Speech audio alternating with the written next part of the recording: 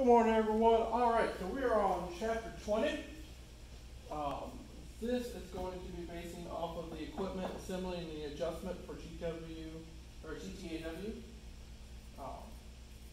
Kind of what you've already been doing in the lab. You kind of understand where we're going with this. First things first is that you know that we're going to have to make sure that our electrical connections are going to be powerful enough for the job. So you need at least 120 volts to a 240 volt circuit. That way you can have like a little suitcase welder and you're able to weld with it. Or if you're looking for more power like how we have it set up here, you need at least a 240. The circuit breaker panel or fuse box or something like that, which is right over here. And if you've seen our air compressor, you know that we have the little breaker panels, fuse boxes on the side, and we can actually hook up machines outside to do TIG welding if we needed to. The biggest thing is, you know, just like everything else, you need to make sure that you have electrical safety in mind. Always have a qualified electrician do this. Remember, in one of the things I've talked about when it comes to safety is that it only takes 0.1 to 0.2 of an amp to kill a human. And we are welding with hundreds of amps, like 120, 130, up to 300 amps, depending on what process we're doing at any given time. So make sure an electrician, somebody who's qualified to do it, is the one who's doing it. And whenever you're doing something, if you're working on it, make sure the power's turned off. When it comes to these circuit breakers, they have an on and off switch. It's just a big old thing that you just pull down and it's off, flip it back on. But you need to make sure you know how to do it. Let's look at our cable and hose connections. You know, everything, a lot of these machines have a little diagram for you at the top. So like right here to show you where you're looking at. This one actually has a little plug-in for you, so maybe your,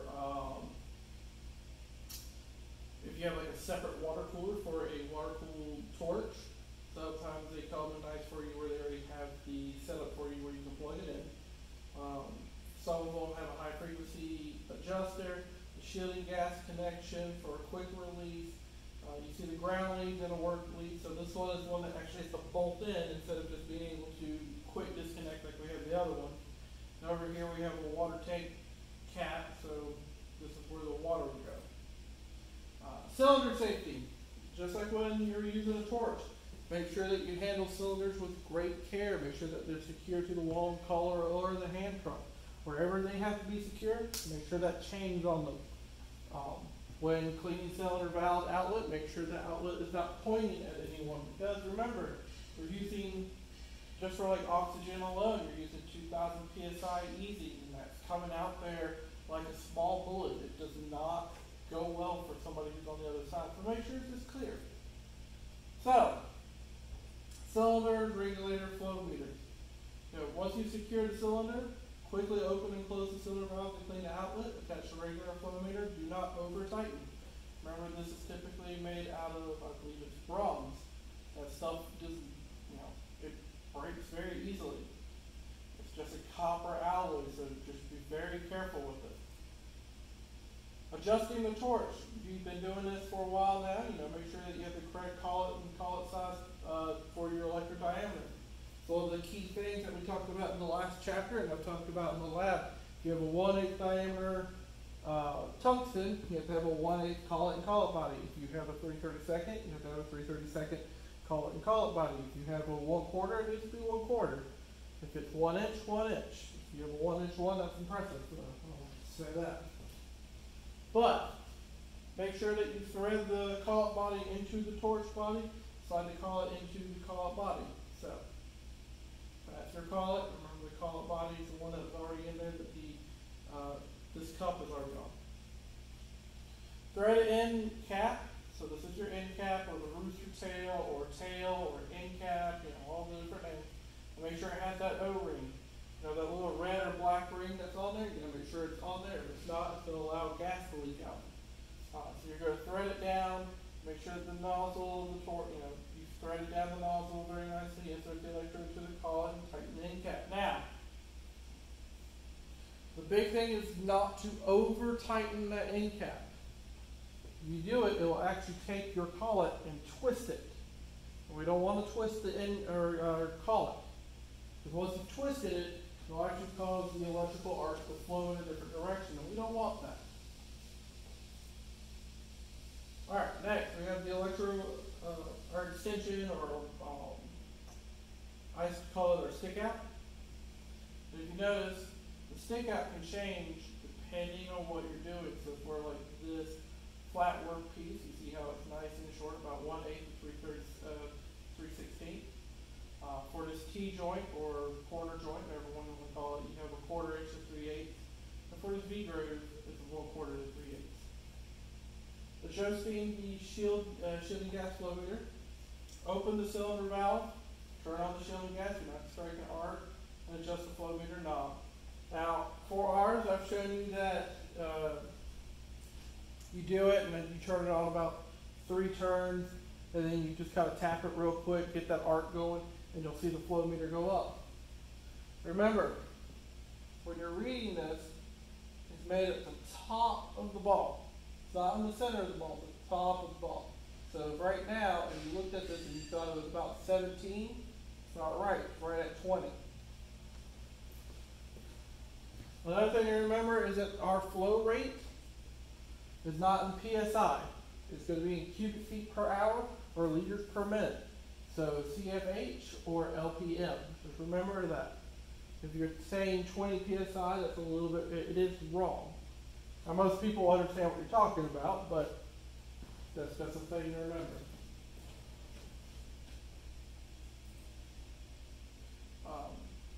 Here are the factors that affect your welding current setting. What type of metal you're using. You know, you're going to have to change depending on if you're using aluminum, stainless steel, carbon steel, a chrome moly, a nickel base, and stuff like that. The next thing is the thickness of the metal. You know, if it's thicker, you need to have more heat. If it's thin gauge or like sheet metal, you don't want to be too hot or you just blow a hole through it. The type of joint that it is, you know, a T-joint welds a little bit different compared to an open root V-groove compared to a flat plate or a corner or an edge. You need to make sure you know which one you're working with, and then what your welding position. If you've done, you know, enough stick welding, you know when you go into vertical compared to flat, you got to turn your dampers down a little bit. Just to kind of look at it, you know, E is for excellent, G is for good, and P is for poor. And you have direct current negative, direct current positive, and AC. So let's look. We have aluminum that's 3/32 up to it.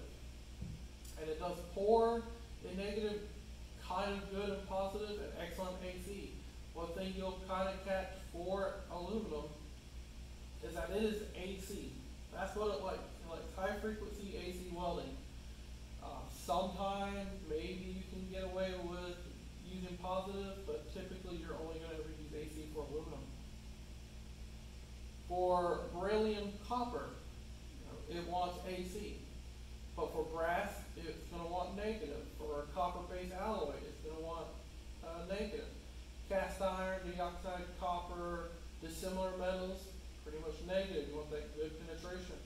The ones that have hard facing on it, though, they're going to want your electrode, you're going to want AC. We go to our steel. Steels typically just want negative. So high alloy steels, high carbon, low alloy, low carbon, all want negative, get that really good penetration. And AC does work for them, but positive isn't really that great. That's because typically you need the penetration to get through it, and that cleaning action that positive gives doesn't really do much for it. Magnesium, you're going to pretty much do just AC for it. And then for nickel, stainless, silicone, and titanium, DC negative is really good. All of them but silicone do really good for AC, but silicone does not care, it wants negative only. What are some other settings? You have the controller switch, so you have standard and remote, and then you have current switch, which is panel position and remote position, and then your post-flow timer. So here's your checklist. Make sure you know what type of current you need. Set the current range, set the current amount. If you need high frequency, switch it on. If you need a conductor switch, current switch, setting the electrode, selecting your electrode. Certain electrodes work in positive, some will work in negative, some work for AC. You need to make sure that you have the right electrode for the right material. A lot of people say that you use pure for aluminum. That's been the old school tried and true. Use pure for aluminum, but you wouldn't really use pure for steel. Just like typically you use 2% thoriated for steel, and you don't typically use it for aluminum. 2% lanthanated, which you all know that I actually really like 2% lanthanated, can work on both. Then you have zirconium, chromium, some other ones that I can't remember off the top of my head, and they are more tailored to it. Then again, remember that we said 2% thoriated. Well, you also have 1% thoriated, you have 1.5% lanthanum, you have 4% thoriated. So those are also things you have to think about. What are your percentages of your electrode and what do they do? You need to make sure you have the right diameter. If you have to weld really hot to get into it, you need to make sure that you have a thick electrode. And make sure that you have the right shape of the electrode tip. Now for your types of electrodes, your pure, thoriated, zirconium, serrated, lanthanum, and there are more. They're called typically like your specialty. I said 4% thoriated a little bit ago. I have seen it, so it is a thing. Pure tungsten forms a ball in the end when heated, recommended for AC, can be used for DC. It's not typical, but it can be.